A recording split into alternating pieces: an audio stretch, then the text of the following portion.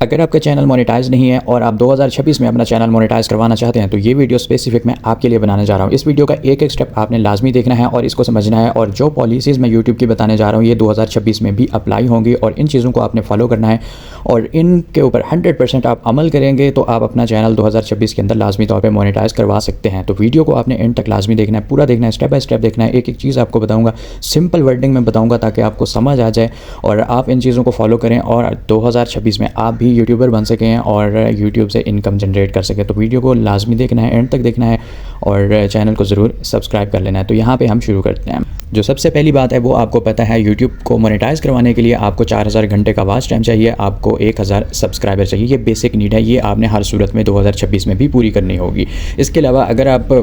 Watch time پورا نہیں کرنا چاہتے تو آپ نے 90 ڈیز کے اندر آپ کے 10 ملین شارٹس کے اوپر ویوز ہونے چاہیے, تب بھی آپ کا چینل مونیٹائز ہو جائے گا. تو یہ تو بیسک کرائٹیریا ہے, یہ تو سبھی کو پورا کرنا ہوتا ہے, ٹھیک ہے. اس کے علاوہ جو باقی چیزیں ہیں, جو بیسک سٹیپس ہیں, ان کو آپ نے لازمی خیال رکھنا ہے, کیونکہ اگر بعض دفعہ یہ آپ کے کرائٹیریا بھی پورا ہو جاتا ہے, آپ کا 4000 گھنٹہ واچ ٹائم بھی ہو جاتا ہے, آپ کے 1000 سبسکرائبر بھی ہو جاتے ہیں, لیکن اس کے باوجود بھی آپ کا چینل مونیٹائز نہیں ہوتا, آپ کو اپلائی کا بٹن شو نہیں ہوتا. تو وہ کیوں نہیں ہوتا؟ اب ان چیزوں کو آپ نے دیکھنا ہے, ان کو آپ نے فالو کرنا ہے, تو آپ کو لازمی طور پہ شو ہوگا اور آپ کو کوئی پریشانی سامنے نہیں کرنی پڑے گی. تو یہ چیزیں پوری کرنے کے بعد, یعنی 1000 سبسکرائبر اور 4000 گھنٹہ واچ ٹائم پورا کرنے کے بعد,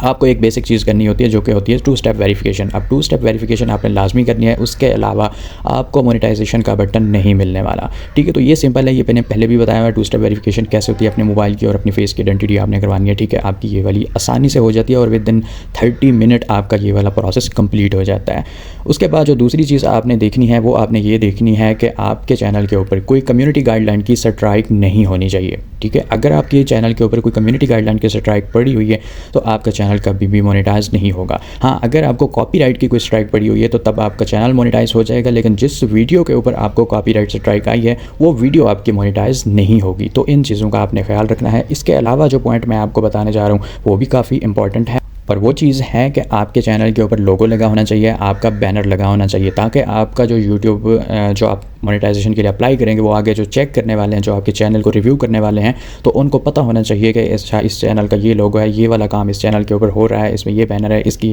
ڈسکرپشن کے اندر یہ چیزیں مینشن کی ہوئی ہیں, یہ بندہ جو ہے اس طرح کا کام کر رہا ہے یوٹیوب کے اوپر, ٹھیک ہے. تو اس سے ان کو پتہ چلتا ہے کہ ہاں یہ چینل جو ہے نا اس طرح کا کام کر رہا ہے اور اس کے اوپر اس طرح کا کنٹینٹ جو ہے نا وہ موجود ہوگا.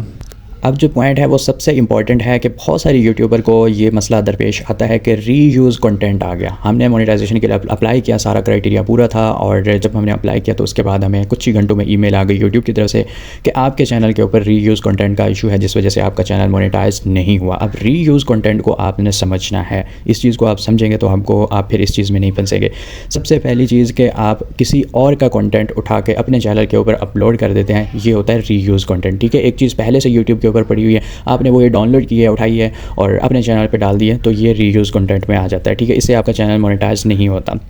اب یہ بھی ہوتا ہے کہ ایک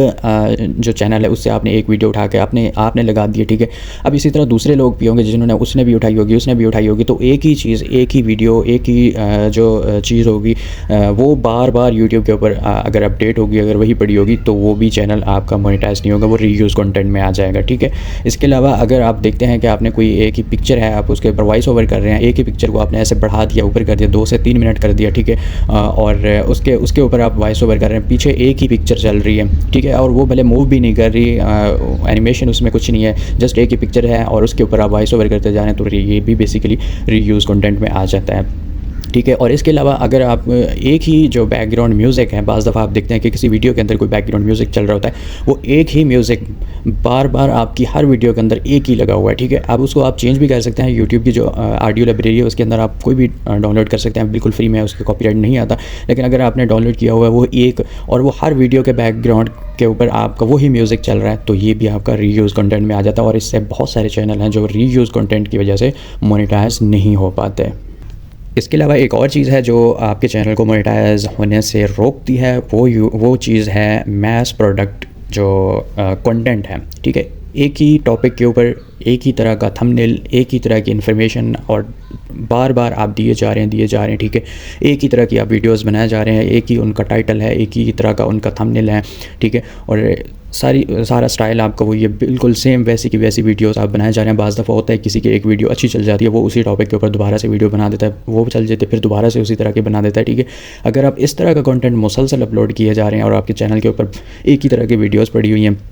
تو یہ بھی آپ کے چینل کو جو ہے مونیٹائز ہونے سے روکتا ہے، ٹھیک ہے۔ اس کے علاوہ جو اے آئی چینل ہیں، اے آئی سے بنائی گئی ویڈیوز ہیں، اے آئی سے بنایا گیا وائس ہے، اس طرح کے چیزوں میں بھی مسئلہ آتا ہے، لیکن سب میں نہیں آتا۔ اگر ان کی آپ نے پالیسیز کا خیال رکھا ہے، ان میں چیزوں کو آپ نے دیکھ کے کیا ہے، تو بالکل آپ کا وہ اس میں پریشانی والی بات نہیں ہے، وہ مسئلہ نہیں آئے گا۔ اے آئی کا جو کنٹینٹ ہے وہ 100% مونیٹائز ہوتا ہے، بالکل ہوتا ہے، کافی لوگوں کے مونیٹائز ہوئے ہیں، لیکن جو مسئلہ آتا ہے وہ اس کے ڈیپ اگر آپ چلے جائیں تو اس میں تھوڑا سا پرابلم آتا ہے۔ وہ یہ آتا ہے کہ